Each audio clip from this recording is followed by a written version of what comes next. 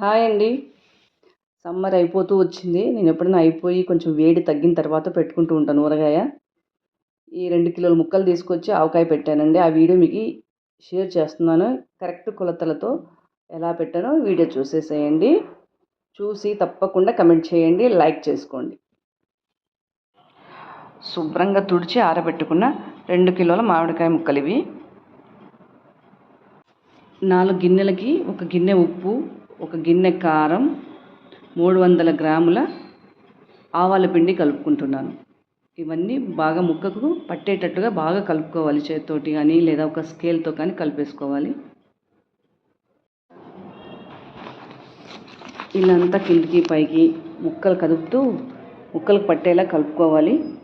మామిడికాయ పచ్చడి వేసేటప్పుడు కొద్దిగా జాగ్రత్తగా తడి లేకోకుండా, ఎక్కడ తడి తగులుకోకుండా చూసుకోండి. చేతికి కానీ మనం వేసే పాత్రలో కానీ ఎక్కడ తడి ఉండకూడదు. 1 లీటర్ ఆయిల్ వేస్తున్నాను ఇప్పుడు. ఒకవేళ తక్కువ అనిపిస్తే రేపు మరీ కలుపుకోవచ్చు. ఎందుకంటే ఆయిల్ పైకి వచ్చేస్తుంది తెల్లారితే. నేను నైట్ టైం పెడుతున్నాను. తెల్లవారగానే పొద్దునకంతా ఇలా ఆయిల్ పైకి వచ్చేసి ఉంటుంది.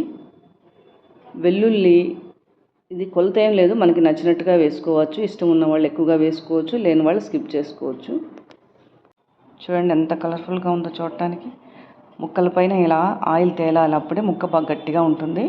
పచ్చడి కూడా పాడదు, సంవత్సరం అంతా నిలువ ఉంటుంది. లీటర్ పైన 200 ml పోసాను నేను. కరెక్ట్గా సరిపోయింది కొలత. పచ్చడి పట్టిన తర్వాత 2 రోజులు కానీ లేదా ఒక 3 రోజుల పాటు కానీ ఇలాగే ఉంచండి ఒక పాత్రలో. అప్పుడే ఆయిల్ బాగా పట్టేసి ముక్కకి ఉప్పు కారం సమంగా ఉంటుంది. చాలా బాగుంటుంది పచ్చడి కూడా.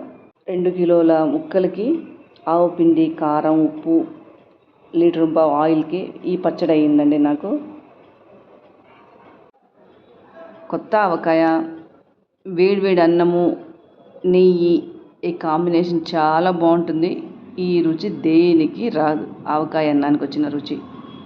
మా వీడియో నచ్చింది తప్పకుండా లైక్ చేయండి, కమెంట్ చేయండి, మా ఛానల్ సబ్స్క్రైబ్ చేసుకోండి.